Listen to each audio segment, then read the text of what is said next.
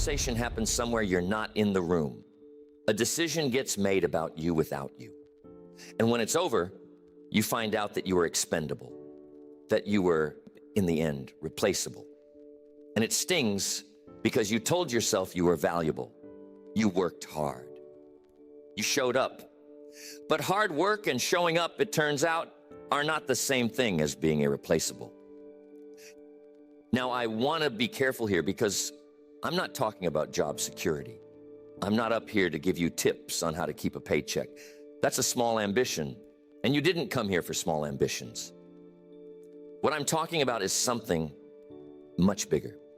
I'm talking about becoming the kind of person who creates so much value that the world reorganizes itself around you. The kind of person whose absence would be felt. The kind of person that others fight to keep, to work with, to be near. Because let me tell you something that most people never fully understand. Your income, your opportunities, your influence, all of it, they don't rise because you wanted them to. They rise because you became someone that the marketplace could not afford to lose. And that's a very different game than the one most people are playing. Most people are playing the game of appearing valuable. They want to look busy. They want to seem important. They want the title and the recognition and the credit. But looking valuable and being valuable are two entirely different pursuits, and only one of them actually pays. Here's the confession most people won't make out loud. They believe, somewhere deep down, that they deserve more than they're getting. They believe they're worth more than they're being paid, more than they're being recognized, more than they're being given. And they carry a quiet resentment about it. But resentment has never once raised a single person's value. Not one. You can be as bitter as you want about being underpaid, and it will not add a nickel to what you're worth. Because the marketplace doesn't respond to how you feel about your value. It responds to your value. And that's actually the best news I can give you tonight. Because if the world paid based on how deserving people felt, you'd have no control over anything. But it doesn't. It pays based on what you bring, and what you bring is something you can build. Now, where did we get this idea backwards? Where did we pick up the belief that value is something you're owed rather than something you create? It started with a promise that most of us were given very early. We were told, do your job, keep your head down, put in the years, and you'll be taken care of. And a lot of people organized their entire lives around that promise. They became reliable. They became loyal. They became present. And those are good things, but they made a critical error. They confused presence with production. They confused loyalty with contribution. They thought that being there was the same as being needed. And so they spent years perfecting the art of being adequate, and then wondered why they were treated as adequate. You get paid for the value you bring, not for the time you spend. And nobody ever sat them down and made that distinction. Nobody said, your hours are not your worth. Your presence is not your production. The clock does not measure your value. The results measure your value. Let me show you how this plays out, because I think you'll recognize it. Two people work in the same place, doing roughly the same work for roughly the same number of years. One of them does exactly what's asked. Not less, but never more. They complete their tasks. They meet their obligations. They fulfill the description of the job. The other one does something different. They do what's asked, and then they ask a question the first person never asks. They ask, what else is needed here? They notice the problem nobody assigned to them. They solve the thing that wasn't in their description. They make the person above them look good and the person below them better. Now, here's what's fascinating. On any given day, you might not be able to tell these two people apart. They both come in, they both work, they both go home. But over 5 years, over 10 years, a gap opens up between them that becomes impossible to close. One of them has become essential, the other has become optional, and they started in the exact same place. The difference wasn't talent. The difference wasn't luck. The difference was that one of them treated their role as a ceiling, and the other treated it as a floor. One asked, "What's the least I can do and still be fine?" And the other asked, "What's the most I can contribute?" And the marketplace, which is always watching, always measuring, sorted them accordingly. Here's what I want you to understand about the person who becomes irreplaceable. They didn't get there by demanding it. They didn't get there by negotiating harder or complaining louder or waiting for someone to notice them. They got there by becoming genuinely, undeniably valuable. So valuable that the recognition became unavoidable. Because value that's real can't be ignored forever. You can overlook it for a while. You can underpay it for a season. But eventually, real value creates such a gravity that it pulls opportunity toward it. The person who is truly needed doesn't have to chase. They get chased. And I know that's frustrating to hear because most people want the recognition first. They want to be paid more, and then they'll contribute more. They want the title first, and then they'll act like they deserve it. But it doesn't work in that order. It never has.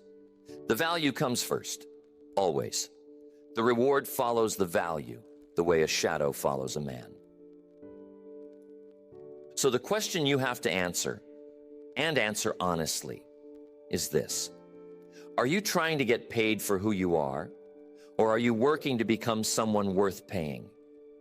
Because those are two completely different projects and only one of them ever succeeds. Now let me talk about a word that most people misunderstand, and misunderstanding it costs them dearly. That word is scarce. We think of scarcity as a bad thing, as a lack, as something to be avoided.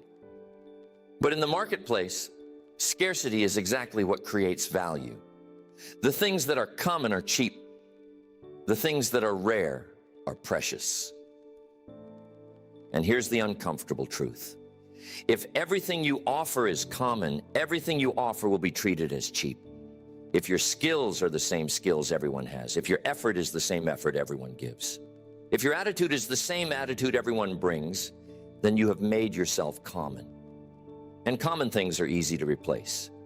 But if you develop something rare, a rare skill, a rare reliability, a rare way of solving problems, a rare depth of care, then you become rare.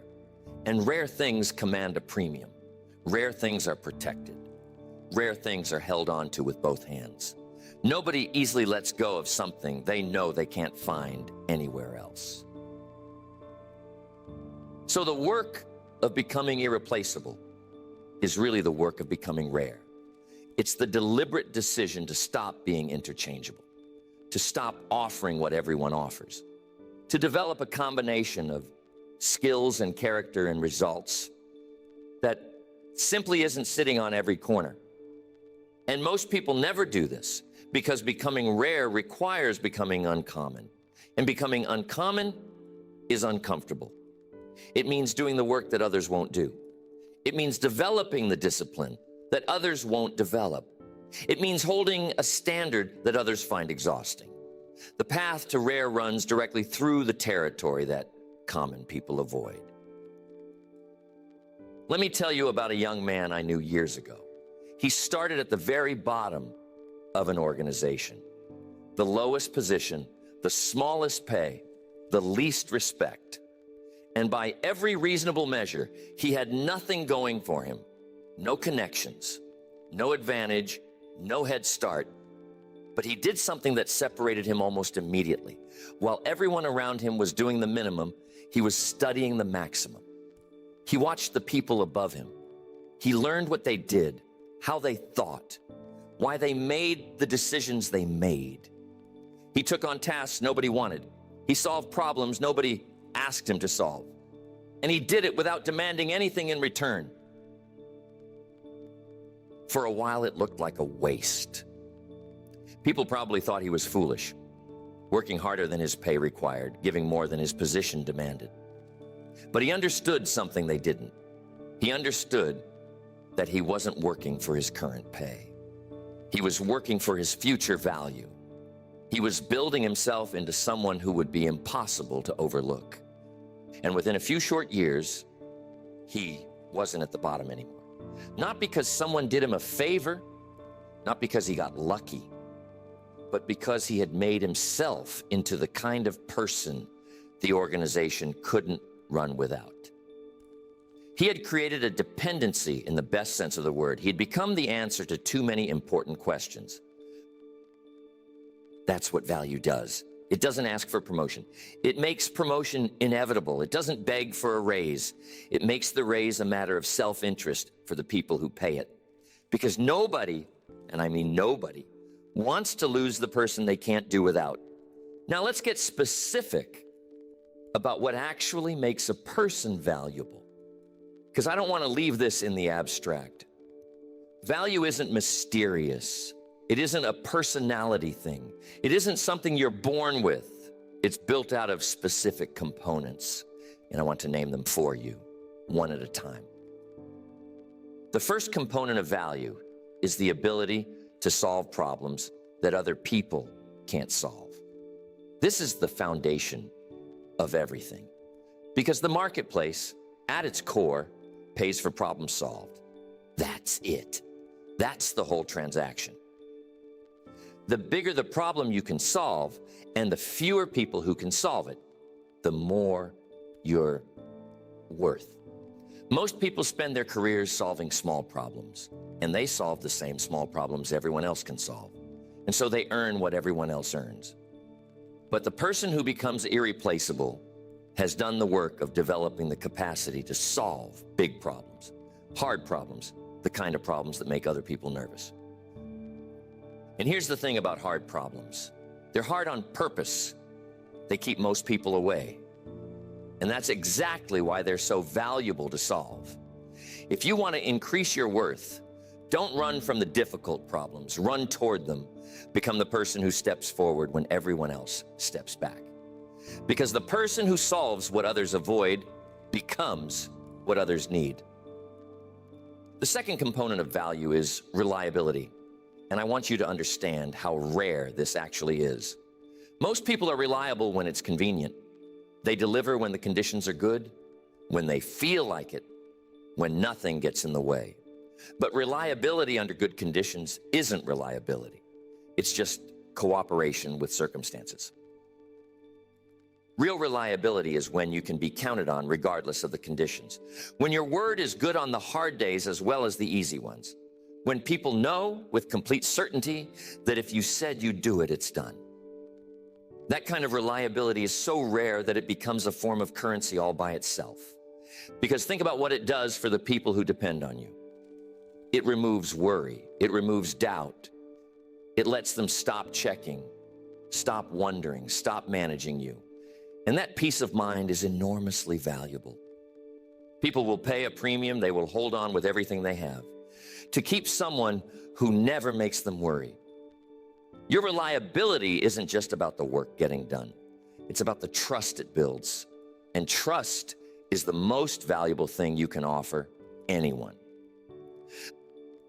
The third component of value is the willingness to take responsibility beyond your assignment. Now, this one separates the ordinary from the extraordinary faster than almost anything else.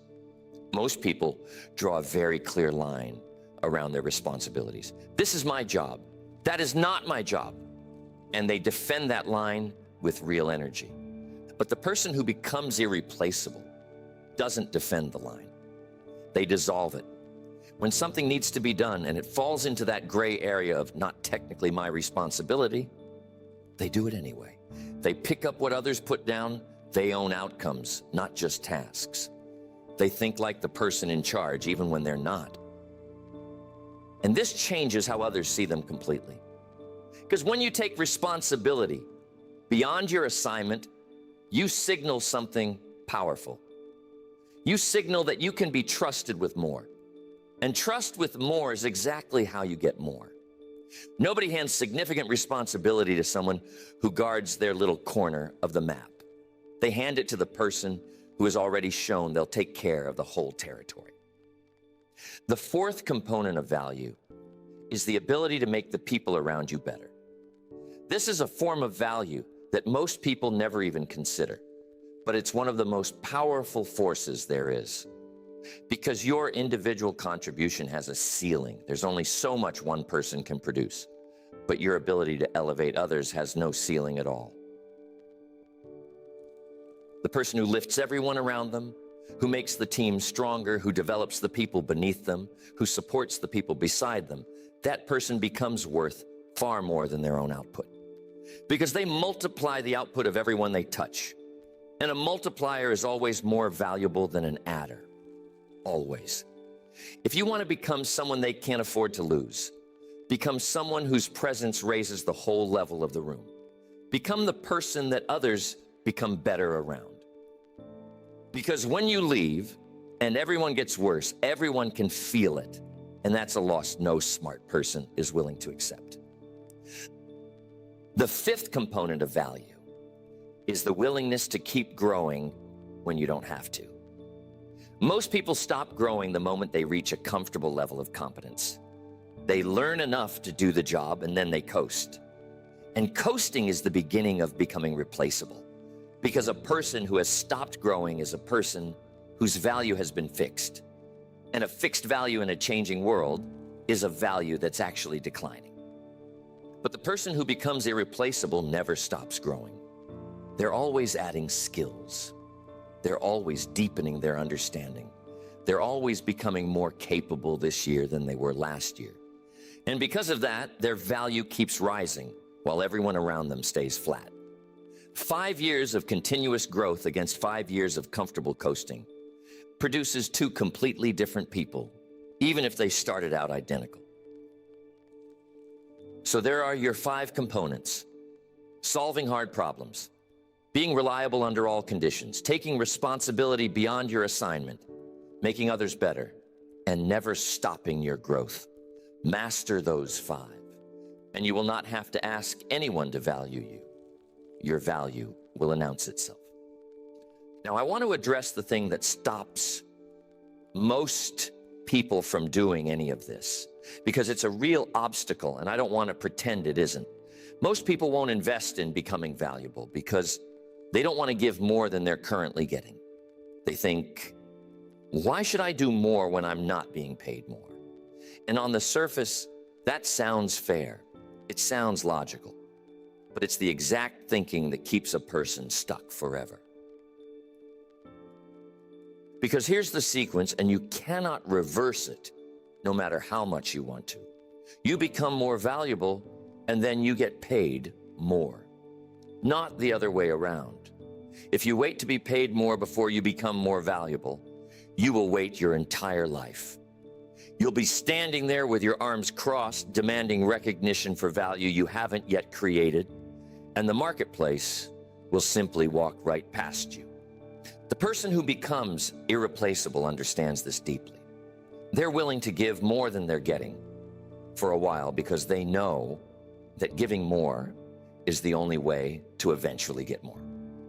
They plant before they harvest. They invest before they earn.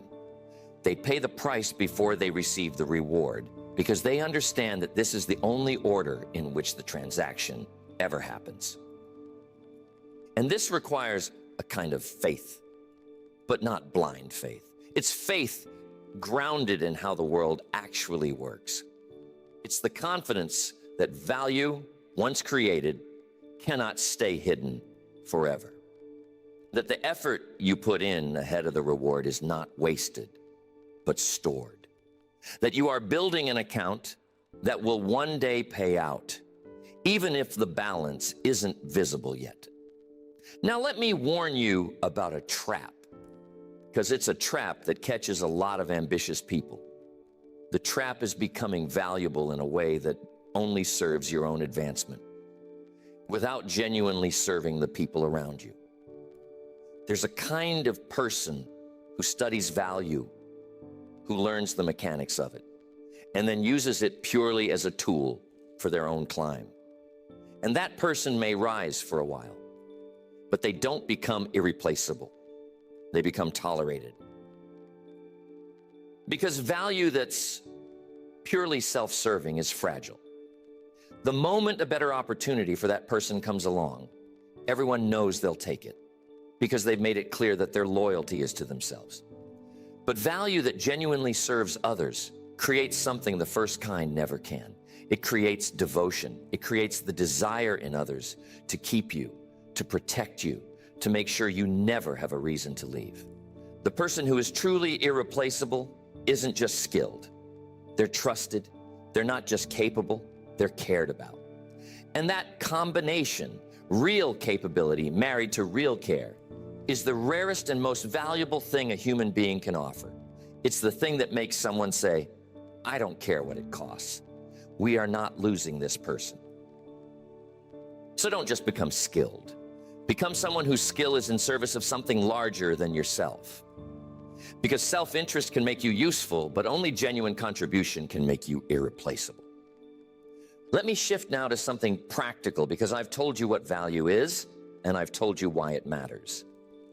But I want to give you something you can actually build with when you go home tonight. And it starts with a single question that I want you to ask yourself every single day. The question is this: how can I create more value today than I did yesterday? That's it. That's the whole discipline. Because value is not built in one heroic act. It's built the same way everything worthwhile is built, in the daily, ordinary repetition of a small commitment.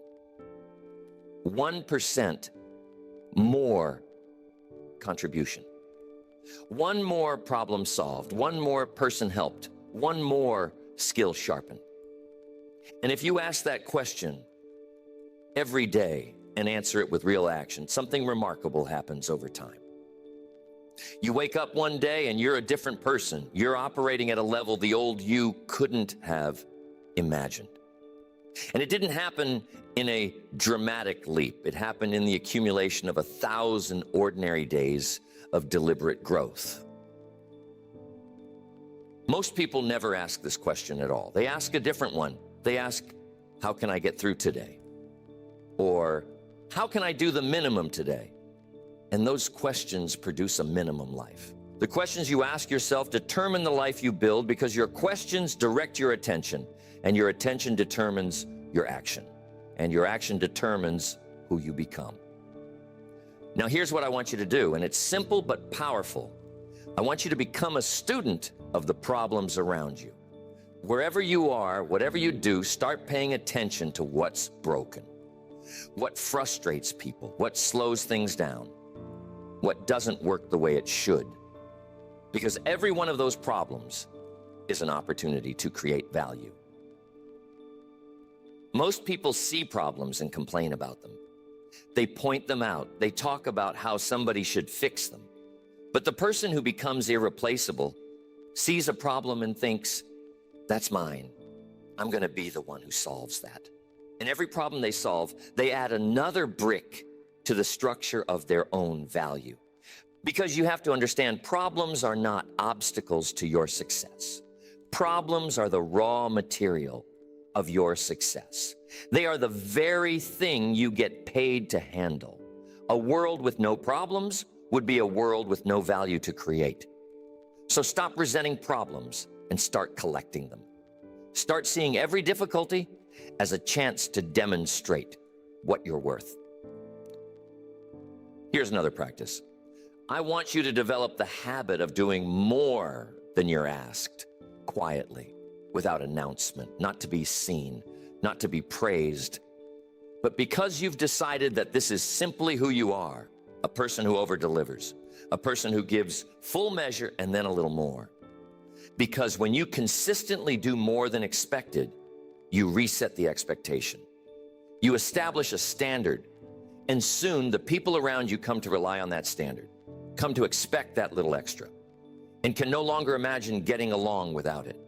That's how you become woven into the fabric of things. That's how you become the person whose absence would leave a hole that nobody knows how to fill. And I want to be clear, this is not about being taken advantage of. This is not about being a doormat who gives endlessly and receives nothing. This is a strategy, a deliberate investment in your own value. made with the full understanding that value created will eventually be value rewarded. You're not giving it away. You're building it up. Now let me talk about the skill of becoming known for something. Because value that's scattered is weaker than value that's concentrated. The person who is a little bit good at many things is less valuable than the person who is exceptionally good at one important thing. There's power in being the one people think of when a particular need arises. When someone in your world thinks, I need this handled and handled right. You want your name to be the first name that comes to mind. That's a position of enormous strength. It means you're not competing with everyone. You're the answer to a specific question, and specific answers are worth far more than general ones. So choose something. Choose an area where you're going to become genuinely excellent, better than the people around you, better than most people anywhere. And then relentlessly develop that excellence until you own it, until your name and that capability become inseparable in the minds of the people who matter. Because a person who is exceptional at something important is never short of opportunity. The opportunity comes looking for them. And I want to warn you about complacency because it's the quiet enemy of everyone who has achieved a little success. There's a dangerous moment that comes after you've become valuable. You get comfortable. The rewards start flowing. The recognition arrives. And a voice inside you whispers, you've made it. You can ease up now. And that voice is the beginning of your decline. Because value is not a monument you build once and then admire forever. Value is a living thing that must be maintained, defended, and continuously renewed. The world doesn't stand still, and the moment you stop rising, you begin, relative to everything moving around you, to fall. The person who stays irreplaceable is the person who treats every level of success as a new starting point, not a finish line. Who keeps asking, even after they've arrived, how do I become more valuable still? Because they understand that the price of remaining irreplaceable is the same as the price of becoming irreplaceable in the first place. Continuous, deliberate, ongoing growth. There is no summit you can rest on. There's only the climb and the choice to keep climbing. Now, I want to say something about how all of this affects your relationship with fear. Because most people live in a low-grade fear about their position, their security, their future. They worry about being let go. They worry about being passed over. They worry about not being enough. And that fear shapes their behavior in the worst possible way. It makes them play small. It makes them protect what little they have instead of building something larger. But when you become genuinely irreplaceable, that fear simply dissolves. Not because circumstances become perfect, but because you've built something that circumstances can't easily take. You've made yourself so valuable that your security no longer depends on anyone's mercy. It depends on your contribution, which is entirely within your control. And that's a kind of freedom that most people never experience. The freedom of knowing that you don't have to grip your position out of fear, because you're the one others are afraid to lose. The freedom of negotiating from strength rather than desperation. The freedom of being wanted rather than merely tolerated. That freedom is available to anyone willing to pay the price of building it. And the price is nothing more than a commitment to relentless value creation. Let me tell you what this looks like in a full life, not just a career. Because value isn't only something you build at work, it's something you can build everywhere. In your friendships, become the friend that others treasure. The one who shows up, who can be counted on, who adds something to every life they touch. In your family, become the presence that makes everything better. The one whose steadiness holds things together. Everywhere you go, ask the same question. What can I contribute here? How can I add value to this situation, this relationship, this moment? Because a life spent asking that question becomes a life of profound value. And a person who lives that way becomes irreplaceable, not in one domain, but in every domain that matters. And here's the beautiful part. The person who lives this way doesn't have to demand love or respect or loyalty or recognition. They earn it so completely that it flows to them naturally. They become the kind of person that others build their lives around. The kind of person whose absence would be a genuine loss to everyone who knows them. And that, more than any title or paycheck, is the real prize. Now, I want you to understand something about how this changes over a lifetime, because I think it's the most important thing I'll say tonight. When you start on this path, you have to give a great deal and receive very little. You're building value that isn't yet recognized. You're planting seeds that haven't sprouted. And it can feel, in those early days, like you're pouring your effort into a void. But if you persist, if you keep creating value day after day, year after year, a shift eventually happens. The value you've built begins to compound. The reputation you've earned begins to precede you. The skills you've developed begin to open doors you didn't even knock on. And the ratio reverses. Now you're receiving far more than you're giving, not because you're giving less, but because the value you built up over the years is finally paying its full return. The people who quit before this shift never see it. They give for a while, don't see immediate reward, and conclude that it doesn't work. But it does work.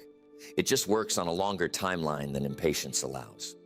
The reward is always waiting at the end of the road, but you have to walk the whole road to reach it. So don't measure your value by what you're receiving today. Measure it by what you're building. Because the account is filling even when the balance seems low. The value is accumulating even when the recognition is absent. And one day, sooner than you think, the world will begin to treat you the way you've been quietly preparing it to treat you all along. I want to leave you with a simple picture.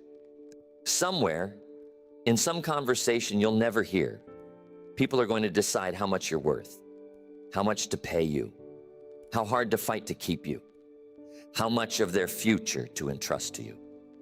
And in that moment, none of your excuses will be in the room. None of your good intentions will be in the room. None of your feelings about how much you deserve will be in the room. The only thing in the room will be the value you've actually created. That's the whole ball game. And the good news, the wonderful news, is that the value you create is entirely up to you. Nobody can stop you from becoming more capable. Nobody can prevent you from solving harder problems, from becoming more reliable, from taking on more responsibility, from lifting the people around you, from growing when you don't have to. Those are all choices. They're available to you starting tomorrow morning. And if you make them consistently, deliberately, day after day, you will become something that the world does not easily find and cannot easily replace. You will become the person they can't afford to lose. Not because you demanded it, not because you were owed it, but because you built it, one act of value at a time, until the truth of what you were worth became impossible for anyone to ignore. That's the path. It's open to you. And the only question that remains is whether you'll walk it starting today or keep waiting for a recognition that will never come to someone who hasn't yet earned it. Become worth keeping. Become worth fighting for. Become the answer to the questions that matter most. And you will never again have to worry about your place in this world, because you will have made yourself the one thing the world cannot bring itself to let go of.